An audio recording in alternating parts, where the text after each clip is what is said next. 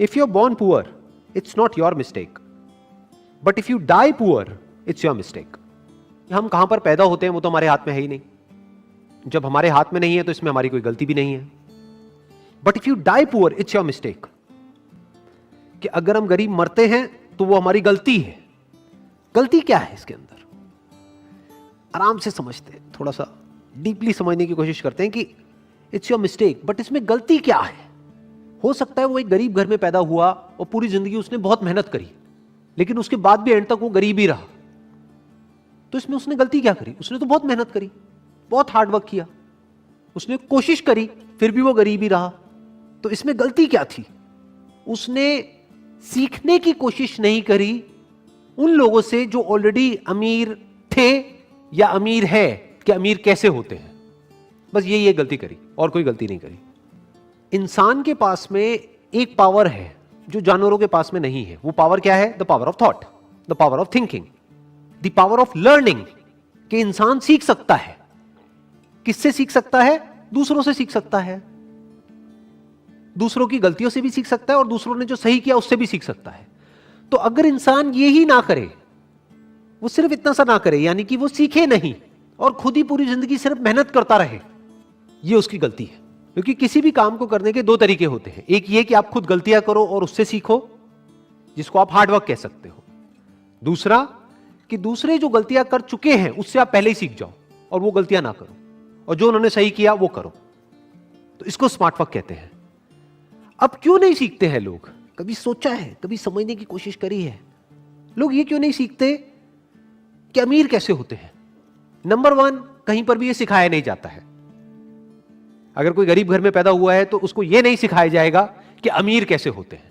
उसको यह सिखाया जाएगा कि गरीबी में जीते कैसे हैं, गरीबी में एडजस्ट कैसे करते हैं, गरीबी में गुजारा कैसे करते हैं।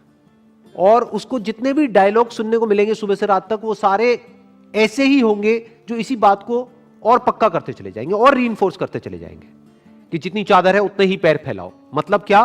कि अगर आप गरीब हो तो गरीबी में ही गुजारा करना सीखो। अपनी चादर को बड़ा मत करो, हवा में मत उड़ो, अपने पैर हमेशा जमीन पर रखो, बड़े बड़े सपने मत देखो। कोई भी आदमी अमीर या गरीब बाद में होता है बाहर की दुनिया में, पहले वो अंदर अमीर या गरीब होता है।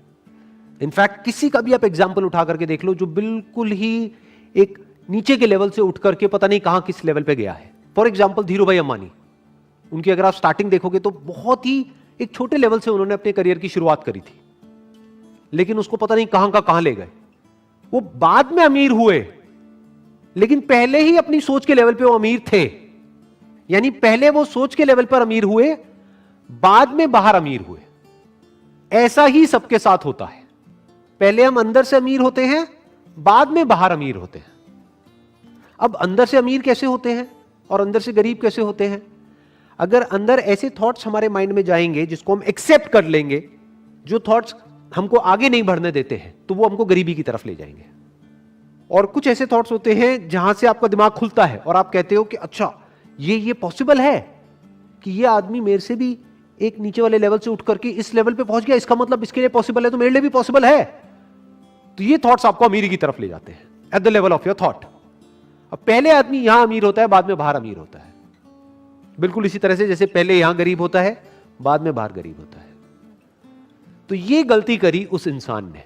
उसको सीखना चाहिए था, उसको कुछ बुक्स पढ़नी चाहिए थी। फॉर एग्जाम्पल एक बुक है think and grow rich by Napoleon Hill. ये बुक कैसे लिखी गई थी? आज से बहुत साल पहले लिखी गई थी। जो ऑथर है वो गए और जा करके मिले ऐसे बहुत सारे लोगों से जिन्होंने कुछ एक्स्ट्राऑर्डिनरी लाइफ में अचीव किया है, और उन सबके अंदर कुछ कॉमन ट्रेड्स को नोटिस किया, कुछ ऐसी बातें नोट करी जो हर उस इंसान में थी जो गरीब से अमीर हुआ, और वो सब जो सीखा उसको उस बुक में उतार दिया। कई साल लगे उनको ये रिसर्च करने में और ये बुक को लिखने में, और कुछ घंटे लगने थे ये बुक पढ़ने के लिए, लेकिन 99% लोग नहीं पढ़ते हैं। ये गलती उन्होंने करी। ये जो बुक नहीं पढ़ी ये गलती करी, क्योंकि वो खुद जा करके नहीं मिल सकते उन लोगों से जिन्होंने कुछ एक्स्ट्राऑर्डिनरी अचीव किया है, क्योंकि उनके घर के अंदर भी नहीं घुसने दिया जाएगा उन लोगों को, क्योंकि अभी उन्होंने कुछ अचीव नहीं किया है। ये बात सच है। लेकिन उनकी बुक तो पढ़ सकते हैं। सोचो, उस बुक से तो सीख सकते हैं। डायरेक्टली उन लोगों से नहीं मिल सकते जो दुनिया के सबसे अमीर लोग हैं, बट इनडायरेक्टली इस बुक के थ्रू तो मिल सकते हैं। उनकी थिंकिंग को समझ सकते हैं। सिर्फ यही नहीं कि एक आदमी की थिंकिंग कैसी है, ये कि ऐसे बहुत सारे लोगों की थिंकिंग में क्या कॉमन है, वही तो समझना जरूरी है ना। एक्सेप्शंस को समझना जरूरी नहीं है। एक्सेप्शंस को समझने का मतलब क्या कि किसी आदमी की लॉटरी लग गई और वो अमीर हो गया, उसकी बात नहीं करी जा रही इस बुक में। क्या बात करी जा रही है? बिल्कुल ही एक नीचे के लेवल से शुरू किया और पता नहीं कहां पहुंच गए, ये कहा जा रहा है उस बुक में। ऐसी और भी बहुत सारी बुक्स हैं जो लिखी जा चुकी है। अगर कोई आदमी इन सारी बुक्स को पढ़े तो एक बात तो पक्की है, यह पक्का नहीं है कि वो अमीर होगा या नहीं होगा, एक बात तो पक्की है कि उसकी थिंकिंग चेंज होगी, इसमें तो कोई डाउट ही नहीं है ना। अंदर से उसकी थॉट प्रोसेस चेंज हो जाएगी।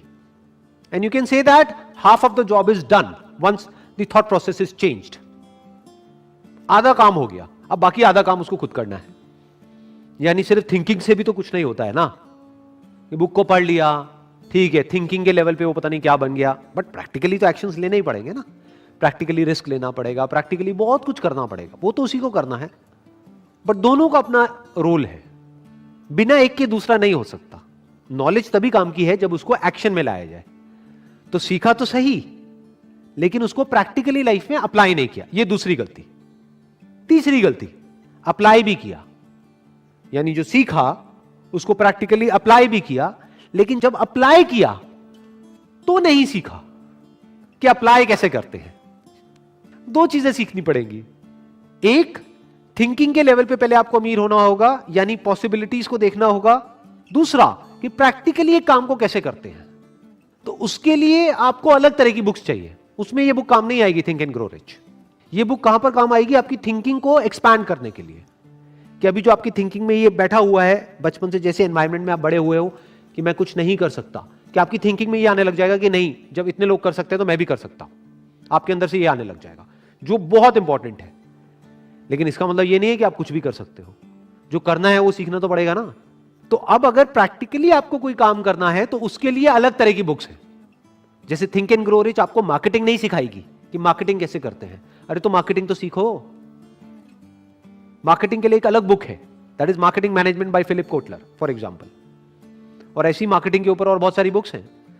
तो मार्केटिंग को अलग से सीखना पड़ेगा कि अगर आपने एक एक्स्ट्रा ऑर्डिनरी प्रोडक्ट बना भी लिया या कोई बहुत अच्छी सर्विस आप दे भी रहे हो, लेकिन किसी को पता ही नहीं है, तो क्या होगा?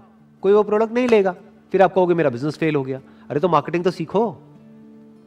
और लोगों को क्या लगता है कि अगर हमको मार्केटिंग सीखनी है तो हमको जाकर के एमबीए करना पड़ेगा मार्केटिंग में, तभी हम मार्केटिंग सीख सकते हैं। ऐसा कुछ नहीं है। बहुत सारी बुक्स हैं, वहां से हम खुद पढ़ करके सीख सकते हैं। कितना डीपली आप सीख सकते हो उसकी कोई लिमिट नहीं है। तो ये जो कोटेशन में कहा जा रहा है, इसमें 3 तरह की गलतियां हो गई।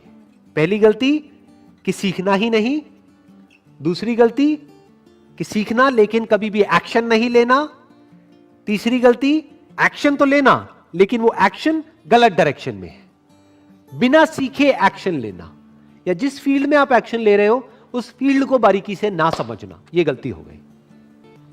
अपने अंदर की दुनिया को समझ लेते हैं तो बाहर की दुनिया हमें समझ आ जाती है। हमें सिचुएशन समझ आ जाती है, हमें प्रॉब्लम समझ आ जाती है, सॉल्यूशंस हमें साफ दिख जाते हैं, हमें समझ आ जाता है हम कहाँ गलती कर रहे हैं। Sir, I have a question. Sir, आप बदलने की जो बात कर रहे हैं कि आप दूसरों को नहीं बदल सकते, तो सर आप किस कंटेक्स्ट में कर रहे हैं? अगर आप सीखना चाहते हो तो आप संदीप महेश्वरी से क्या, एक गली के कुत्ते से भी सीख सकते हो। और सीखना नहीं चाहते तो मैं तो क्या, खुद भगवान भी आपके सामने आकर के बैठ जाए ना, प्रवचन दे, कुछ नहीं समझ आने वाला, उसको भी गाली दे करके साइड में हो जाओ। अब बताओ कौन आपको क्या सिखाएगा, कौन आपको क्या बदलेगा? तो अब किसके हाथ में है सीखना? आपके हाथ में है। तो अगर आप सीखना चाहते हो तो आप इससे भी सीख सकते हो, आप नेचर से भी सीख सकते हो, आप उनसे भी सीख सकते हो, उन लोगों से भी जो आपकी लाइफ में आपके साथ कुछ अच्छा कर रहे हैं, उनसे भी सीख सकते हो जो कुछ बुरा कर रहे हैं।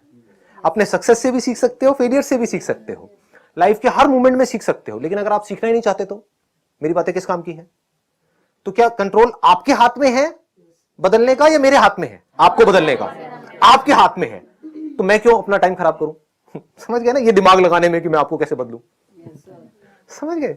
यहां पर अभी मान लो देयर आर से 70 पीपल सिटिंग हियर, ठीक है? तो उसमें से आई अज्यूम कि 20% लोग ऐसे हैं जो जेन्युइनली यहां पर आए हैं कुछ सीखने के लिए, कुछ समझने के लिए।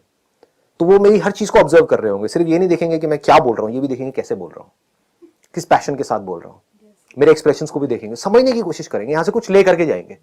कुछ हो सकता है यहाँ पर आए हैं ये सोच करके अरे बातें बूतों का क्या है, एक सेल्फी क्लिक हो जाए बस बहुत है, लाइक्स आने चाहिए फेसबुक के ऊपर 200, तो अब उनको मैं क्या मेरा बाप भी नहीं सिखा सकता, मतलब क्या सिखाएंगे, मतलब सोचो ना।